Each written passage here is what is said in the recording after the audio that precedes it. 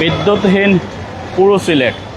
আমরা সারাদিনই সিলেট ছিলাম এবং সিলেটের বিভিন্ন প্রান্তে দেখেছি কোথাও আসলে বিদ্যুৎ আছে 10 মিনিট 20 মিনিট এরকম কোথাও আসলে আমরা পাইনি।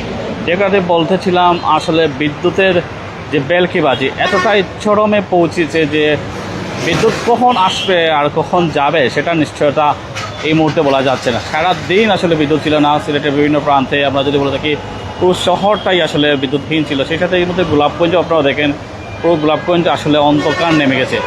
আমরা যদি বলে থাকি সরকার নির্ধারিত যে সময়সীমা অর্থাৎ সব দোকানপাট বন্ধ করে দেওয়ার জন্য সেই সময়সীমা ছিল, সেই সময়সীমার কারণে অনেক দোকানপাটই আসলে বলা চলে সবগুলোই বন্ধ হয়ে গেছে।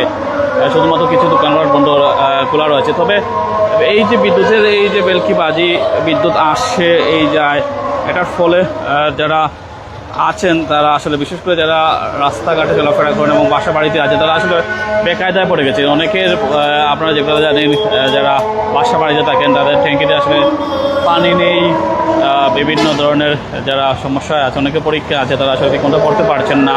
ব্যবসা প্রতিষ্ঠানের যারা আছেন তারা তো আসলে আজকে কোনো ধরনের ব্যবসাই করতে পারেননি। আমরা যদি বলে থাকি পুরো দিনের মধ্যে হয়তো সর্বমোট 1 ঘন্টার মতো বিদ্যুৎ ছিল। আমি যদি সিলেট ওভারঅল বলি 1 ঘন্টার মতো বিদ্যুৎ ছিল। আর রাতের অবস্থা তো আরও খারাপ, সবচেয়ে বেশি বেকায়দায় পড়া গেছে। আসলে আজকে যেহেতু গরমের তীব্রতা ছিল অনেক বেশি, আপনারা জানেন আজকে গরমের তীব্রতা এই বছরের মধ্যে সর্বোচ্চ ছিল যতটুকু আমার কাছে অনুভূত হয়েছে। হঠাৎ করে এত গরম থাকার কারণে মূলত মানুষজন বেশ আশপাশ খেতে দেখেছি। অনেকে বিভিন্ন ধরনের যে জুসের কর্নারগুলো আছে সেখানে জুস খেতে দেখেছি, ডাবের দোকানে বিড় দেখেছি। আর আমরা যদি বলে থাকি সেই সাথে শরবতের দোকান, সবগুলোতে আসলে বিড় ছিল। ঠান্ডা কোমল পানীয় খেয়ে মানুষ নিজেকে তৃপ্ত করার চেষ্টা চালিয়ে রেখেছেন। তবে যেটা আসলে আসার কথা ছিল, অর্থাৎ আমরা যদি বলে থাকি গোলাপগঞ্জে আসলে খুব একটা কারেন্টের সমস্যা ছিল না। এই গত কয়েকদিন ধরে আমরা গোলাপগঞ্জে খুব একটা কারেন্টের সমস্যা দেখতে পারছি না। কিন্তু আজকেই যেটা দেখলাম সেটা আসলে অবাক করার মতো। আসলে সিলেটের গোলাপগঞ্জেও আসলে বিদ্যুৎ যে বিভ্রাট সেটা আসলে চরম আকার ধারণ করেছে। আপনারা আসলে মূলত কি কোন অঞ্চল থেকেই আসলে লাইভে দেখছেন, আপনাদের এলাকায় বিদ্যুৎ আছে কি না সেটা একটু জানাবেন। আপনাদের এলাকায় বিদ্যুৎ আছে কি না এই মুহূর্তে জানাবেন। আর আজকে আসলে পুরো সিলেটের অবস্থা কীরকম ছিল আমরা যতটুকু জানি সিলেটে বিদ্যুৎ ছিল না। আর সেই সাথে সবচেয়ে বড় কথা হলো সিলেটে যেগুলো শপিং মল আছে, বিশেষ করে কনসালটেন্সি সেক্টরগুলো আছে, বড় বড় ব্যবসা প্রতিষ্ঠান আছে, তাদেরকে দেখছি জেনারেটর চালিয়ে আসলে ব্যবসা প্রতিষ্ঠান পরিচালনা করতে। কিন্তু সবচেয়ে বড় সমস্যা হচ্ছে জেনারেটর চালানোর ক্ষেত্রেও। আপনারা জানেন সরকার নির্ধারিত যে ঘোষণা, অর্থাৎ 2 লিটারের অর্থাৎ 200 টাকার অধিক বিদ্যুৎ দেওয়া হচ্ছে না। আমি যে কথা বলতে চাই 200 টাকার অধিক আসলে জ্বালানির তেল দেওয়া হচ্ছে না, অর্থাৎ পেট্রোল ডিজেল দেওয়া হচ্ছে না। এর ফলে আসলে যারা আসলে জেনারেটর দিয়ে আসলে ব্যবসা প্রতিষ্ঠান চালিয়েছিলেন তারাও আসলে একসময় বন্ধ করতে বাধ্য হন, যেহেতু আসলে জ্বালানির সংকট দেশে একটা বড় সমস্যা, একটা বৈশ্বিক সমস্যা। শুধুমাত্র বাংলাদেশ না, ইরান ইসরায়েল যুদ্ধের প্রভাব বাংলাদেশেই পড়েছে ইতিমধ্যে স্পষ্ট।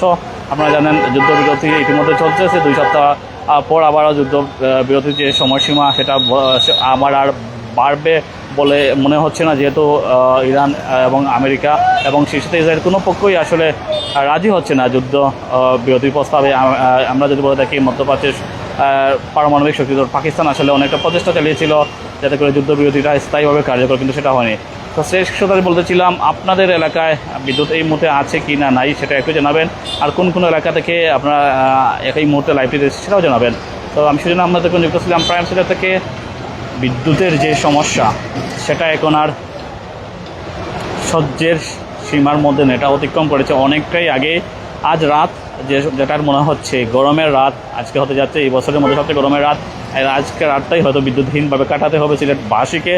আলামতে যেটুকু আমরা মনে হচ্ছে বিদ্যুৎ অফিসের সাথে যোগাযোগ করা হয়েছে, তাদের সাথে বলা হয়েছে আসলে বিদ্যুতের পর্যাপ্ত যে যোগান আসলে সেটা আসলে পাওয়া যাচ্ছে না, বিদ্যুৎ বিভ্রাট হচ্ছে। সো এই সমস্যা অচিরে যে দূর হবে বিষয়টা এরকম নয়, এই সমস্যা একটা স্থায়ী হতে যাচ্ছে যতক্ষণ পর্যন্ত না জানে ইরান ইসরায়েল যুদ্ধের একটা সমাপ্তি না হচ্ছে।